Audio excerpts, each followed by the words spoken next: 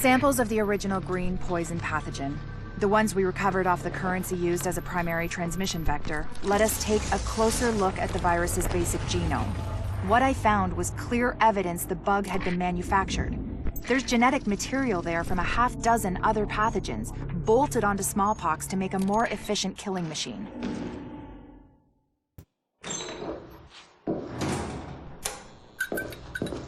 One of the things that makes a virus lethal is adaptation. Rapid mutation makes it harder for antibodies to identify and drugs to kill. What we're seeing in the samples you pulled from the population at the train yard is the degree of genetic drift green poison is already experiencing, and it's significant, which means it'll be that much harder to find a vaccine.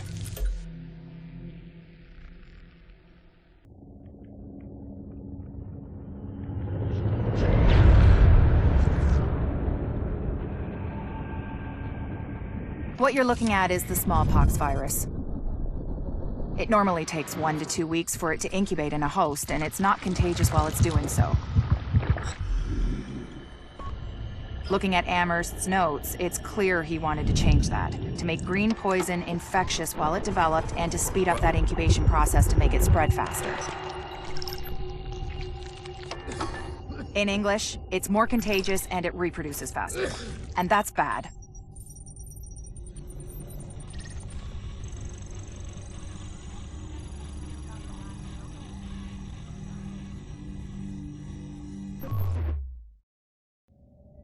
We've got confirmation that green poison wasn't bred. It was coded. Specifically, he picked up on his buddy Chernenko's research about modifying virus genomes in a virtual space, kicked it up a few notches, and fed the result into an industrial protein replicator.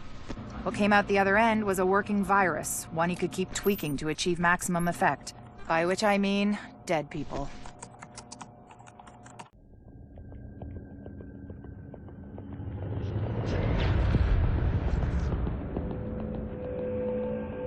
What you're looking at is the smallpox virus, one of the deadliest pathogens on the planet. For centuries, it did a wonderful job of helping keep the human population in check. But times change, and sometimes Mother Nature needs a hand in improving her creations. Like, say, speeding them up a little bit, making them contagious when they should be quietly incubating in a host, or making them more lethal.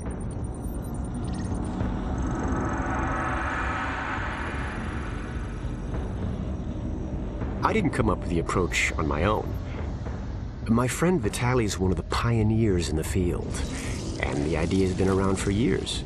Genome as data. You see, once we digitized DNA, we made it infinitely mutable.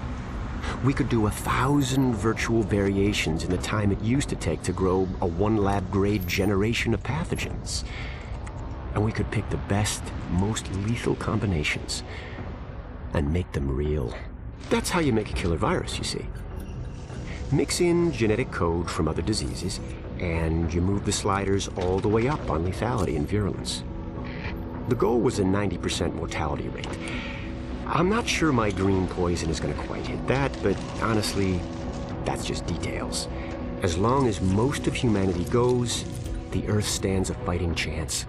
Technically, technology is what's killing the planet. But that's not really the case.